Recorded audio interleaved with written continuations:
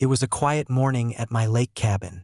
The sun had just started to glint off the water, casting a golden shimmer across the dock. I was sipping coffee, enjoying the calm, when a sharp, angry knock on the door shattered the peace. At first, I thought it was one of the neighbors stopping by, but then I saw her, HOA Karen, glaring like a storm cloud, waving her phone and brandishing papers. "I need the keys to your cabin," she shouted, her voice a mix of outrage and entitlement. "I'm inspecting the property. It's required by the HOA." I set my coffee down slowly, letting the words sink in. "You mean my property," I said calmly, opening the door just enough to glance outside. "These keys stay right here." Her face twisted into a snarl. "You can't do that. I have authority," she began, only to be interrupted by a low, warning growl from Titan, my lead K9, who had been lounging nearby. I whistled once, a short, sharp note. Instantly, Titan and my other K9s sprang into action, flanking the cabin and forming a precise defensive perimeter. Max positioned himself near the porch, muscles tense, eyes fixed on Karen. The rest of the squad fanned out strategically, ensuring no path of approach went unguarded. Karen's mouth opened, but nothing came out.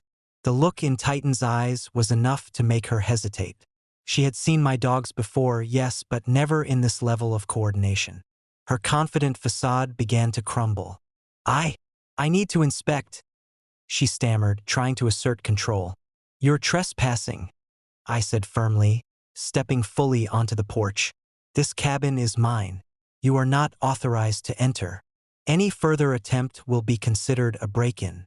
Karen fumbled with her phone, presumably trying to call 911, but the cameras I had installed outside had already recorded her arrival.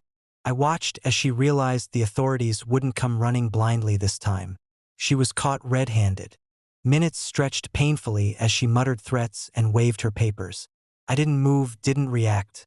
The K9s maintained perfect form, growling low and steady, their presence alone enough to enforce my property rights.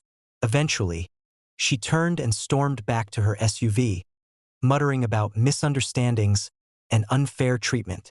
Once she was gone, I exhaled, lowering my guard just slightly.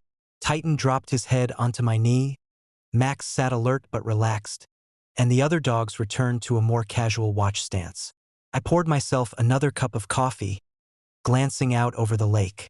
The morning sun sparkled, the water calm once more. Later, neighbors trickled in, having seen the scene from a distance. Quiet nods and murmurs of respect reached my ears. "If it weren't for your dogs," one said, "she'd probably have barged in and caused a scene." I smiled, patting Titan's head. Karen would undoubtedly return with another scheme. She always did. But this morning had reinforced a critical lesson. You don't demand access to someone's property, especially when that property is protected by a well-trained K9 squad and an owner who isn't afraid to enforce the rules. By the time the sun was fully over the horizon, the lake cabin was peaceful again, fully under my control. Karen's threats were empty, and her authority had been exposed as the farce it truly was. My property, my rules, my K9s unbeatable. And that, I thought, was a very good way to start the day.